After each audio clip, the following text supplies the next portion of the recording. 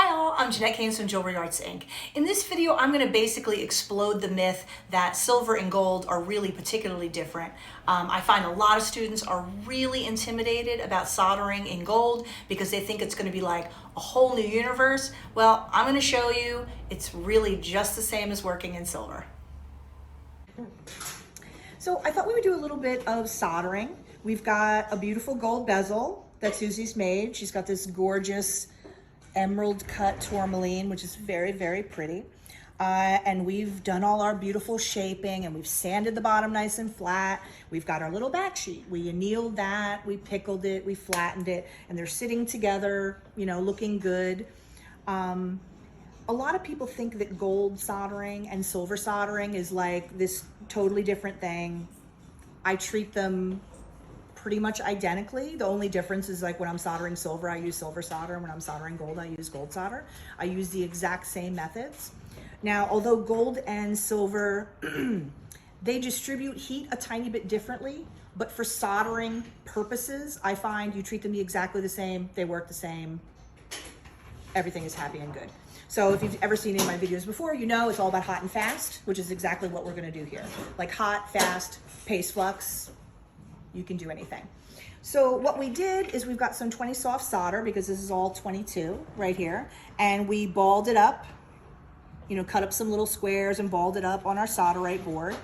I like to use balls more than squares for a lot of setups because I feel like you get less of a scar and they snuggle next to the seam a little bit better. Like I feel like when you put a square in there and it jiggles in the flux, it always moves away from the edge, from that contact point. And then it'll melt, but it just leaves this stupid little puddle rather than being drawn into the seam. So that's why I think the ball works a little bit better, but your results may vary, whatever makes you happy. So what I'm gonna do is I'm just gonna like dip these in a little bit of paste flux, which is right here. I added a little hot water so it's nice and soupy. The paste flux will work perfectly well, no matter how dry it is. The problem is you'll never be able to get your solder off your tweezers. So it's really about that. Like, so pretty much at the beginning of every studio day, I like add a little hot water, you know, stir it up, get a little soupy so that I can operate. And it's so like condensed and everything that like, even if you get it pretty watery, it's always like, it's got plenty of power. Okay. So I'm gonna dip it in there.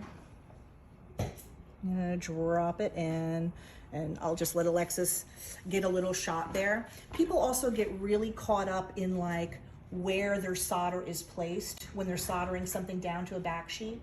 And the fact of the matter is you don't have to worry about your solder being evenly spaced as long as it's making good contact with the seam. With the back sheet and the bezel, you're gonna get hot, it's gonna flow, it's gonna travel around. So I'm gonna place some sort of spread out. When I dry that flux, they may all kind of roll together. As long as I have that criteria, I really don't care.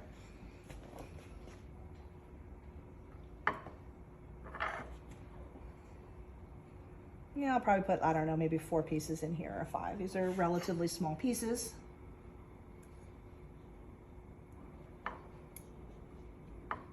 One less now.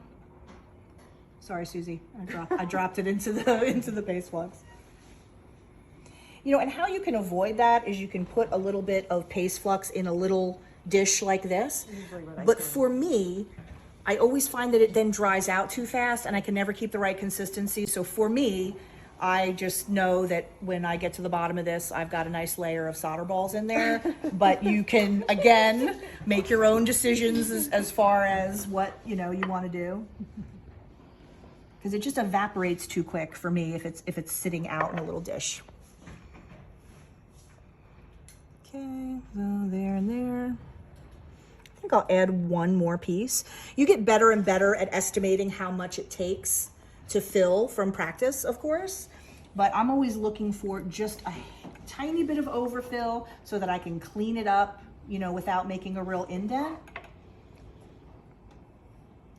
Because a very common mistake is just people use so much solder because they want to make sure it like attaches or they want it to be secure.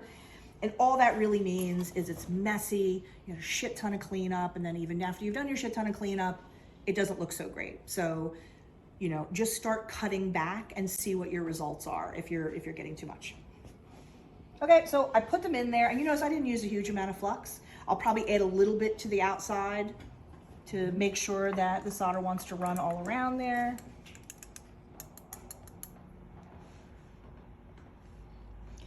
But also, this is high karat gold. It doesn't oxidize that much. Like if you're soldering in brass, you're gonna need to use a much more plentiful amount of paste flux. If you're doing something that doesn't oxidize that much, like sterling oxidizes, and you use paste flux, but you don't need to, like, people will just like an ocean and then you can't even see what you're doing. Okay, so I'm gonna dry the flux off. My solder is no doubt gonna hop around and go someplace I don't want it to go, and I'll probably take my tweezers and poke it back in place. Probably move this to a 1 tip. This is a 0 tip, which is probably enough, but generally, if you're not sure, hotter is always better. Okay, this will never happen on camera again, but the solder all stayed put. Literally, we have documented a moment that will never be recreated. I mean, because you try to dry it gently, but the fact is, it's wet. It bubbles, things go everywhere. That's just sort of life. I'm gonna turn off this light. Okay, yeah. So everything that I've done so far, this would be absolutely identical in silver. Like nothing's any different, except for I would be using silver solder. But the whole process is the same thing. I'm gonna spark this up. I'm gonna have it down here so that the end of the flame is right underneath here. I'm not gonna screw around. I'm not gonna circle. I'm not gonna like whatever. I'm just gonna hot and fast, and you just watch it. You watch the outside edge. Because here's the thing, when you're doing something this, you have a big torch. If your face is over it, you will not enjoy that very much. You're gonna be, you know what I'm saying? Like you wanna be next to it, like this, not over it. And also you don't want to be like putting your nose like absolutely where all the flux is coming up. And look, I've done it. And then you're like, ooh, no, that's not supposed to be there, so. Okay, like that. Don't fear the flame, it's good, okay? But here's the thing, you know, let's pretend my piece is over here. You don't wanna be like this because you can't pull away fast enough. You wanna be like that so that the second the solder flows, I can just be gone. If you're like this, I guarantee what you're gonna do is you're not gonna do this. You're gonna go like this. And sometimes if it's hot enough, literally the difference of a couple seconds can be the difference between everything's great and everything is not great. Okay, so directly underneath.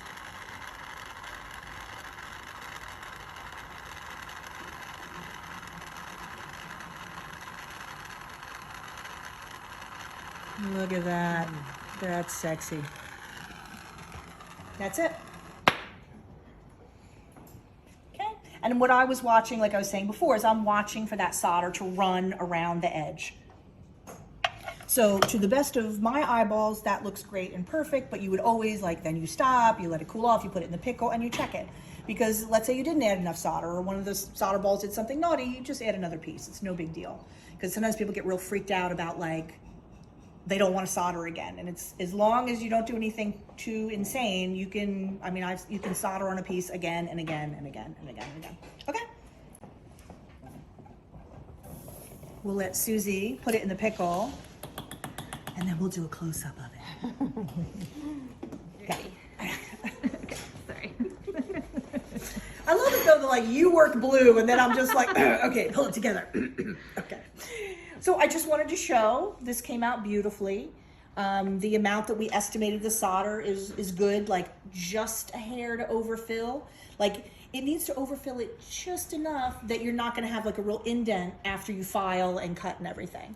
And you notice everything's nice and clean. This is all we want. And silver soldering is exactly the same. So your next step is you're gonna cut the excess away, you're gonna file it, you're gonna sand it, and then we'll go on, okay? There you go. Okay, so there's just a juicy close-up. You see how the solder's filled in the seam. Everything looks beautiful and tidy. It's just a tiny bit overfilled, which allows us to clean up and not have like little divots or anything. So this is a happy ending for Susie.